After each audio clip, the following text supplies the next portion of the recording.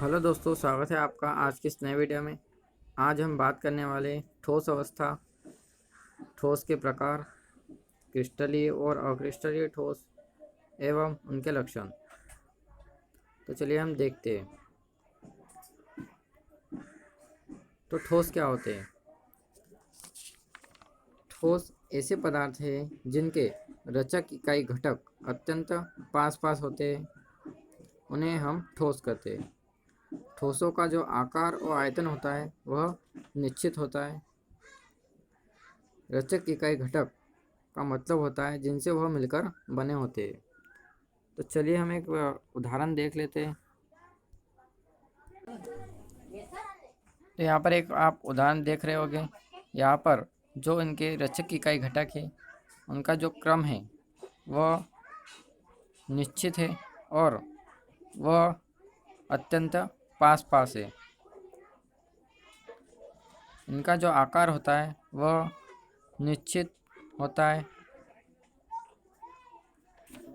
ठोस के कुछ उदाहरण हैं जैसे उच्च तापीय अधिचालक, चुंबकीय पदार्थ, पैकेज के लिए जैव निम्नकरणीय बहुलक, शल्यरोपण के प्रयुक्त जैव शून्यमय। ये कुछ ठोस के उदाहरण हैं। तो चलिए हम चलते हैं इनके प्रकारों की तरफ। ठोस दो प्रकार के होते हैं। नंबर 1 है क्रिस्टलीय ठोस, नंबर 2 है अक्रिस्टलीय ठोस। तो हम अभी देखते हैं क्रिस्टलीय ठोस। वे ठोस जिनमें उनकी रचक इकाई आयन, परमाणु या अणु एक नियमित व क्रमिक रूप से व्यवस्थित रहती है, क्रिस्टलीय ठोस कहलाते हैं। जैसे हीरा, sodium chloride, sodium sulphate, iodine आदि।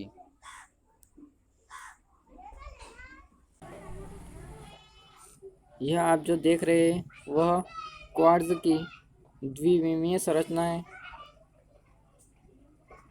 यहाँ पर देख रहे होंगे कि यहाँ पर जो रचक इकाई घटक है या वह जो परमाणु, अणु या आयन से मिलकर बने हुए हैं, उनकी जो व्यवस्था है वह निश्चित और क्रमिक है।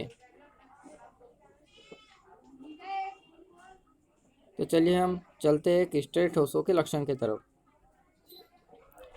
क्रिस्टलीय ठोसों के लक्षण। नंबर 1, अवयवी घटक नियमित क्रम में व्यवस्थित होते हैं। ये निश्चित गलनांक रखते हैं, मतलब कि यह एक विशिष्ट ताप पर पिघल जाते हैं और द्रव अवस्था में परिवर्तित हो जाते हैं। क्रिस्टल निर्माण के समय बाहरी सतह भी नियमित क्रम दर्शाती है। ये विषमदेशिक होते हैं, मतलब इनको जब काटा जाता है तो ये एक निश्चित आकार में कट जाते हैं। अक्रिस्टलीय ठोस। वे ठोस जिनमें उनकी रचक इकाई नियमित व क्रमिक रूप से व्यवस्थित नहीं रहती अक्रिस्टलीय ठोस कहलाते हैं। जैसे कांच, प्लास्टिक, रबर आदि। तो आप जो देख रहे हैं वह क्वार्ट्ज कांच की एक द्विविमीय संरचना है। यहाँ पर आप देख रहे होंगे, आपने जब क्रिस्टल ठोस को देखा तब उसका जो आकार था वह एक क्रमिक व्यवस्था को दर्शा रहा था, और जब आपने यह देखा तो यहाँ पर जो आकार है वह अनियमित व अक्रमिक है।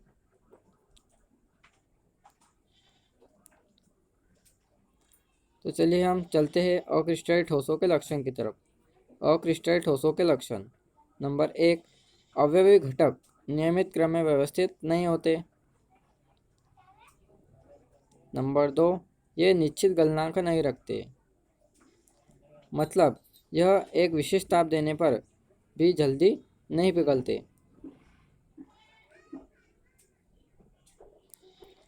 नंबर 3, ठोसों के निर्माण के समय बाहरी सतह भी नियमित क्रम नहीं दर्शाती। ये समदेशिक होते हैं।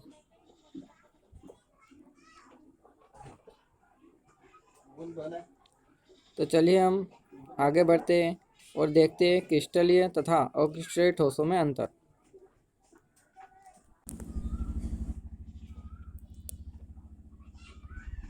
क्रिस्टलीय और अक्रिस्टलीय ठोस। क्रिस्टलीय ठोस नंबर 1, रचक इकाई नियमित व क्रमिक व्यवस्था रखती है। अक्रिस्टलीय ठोस रचक इकाई अनियमित व अक्रमिक व्यवस्था रखती है।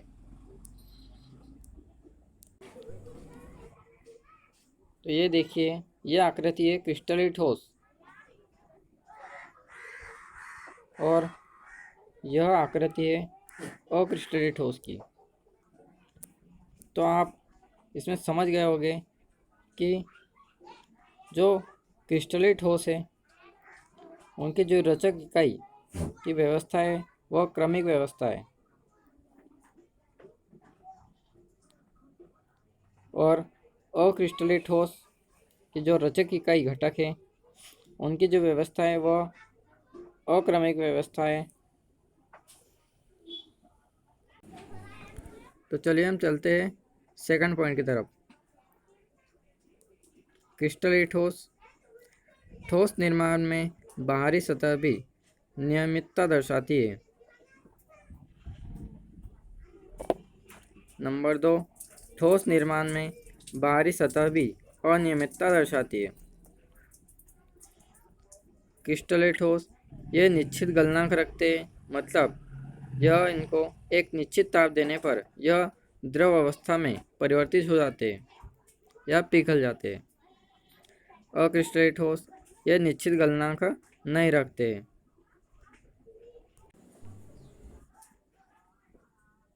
क्रिस्टलीय ठोस वास्तविक ठोस होते हैं और अक्रिस्टलीय ठोस आभासी ठोस होते हैं, वास्तव में अतिशीतित द्रव होते हैं।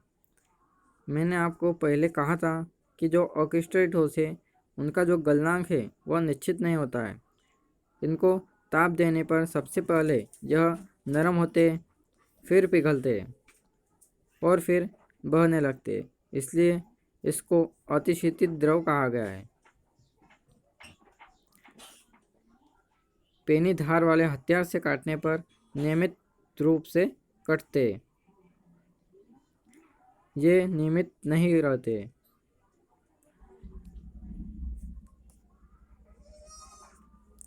अगर आपको हमारा यह वीडियो पसंद आया हो तो हमारे चैनल को सब्सक्राइब कर दीजिए और हमारे वीडियो को लाइक और शेयर कर दीजिए ताकि नए नए वीडियो की नोटिफिकेशन आप तक पहुंच सके। धन्यवाद।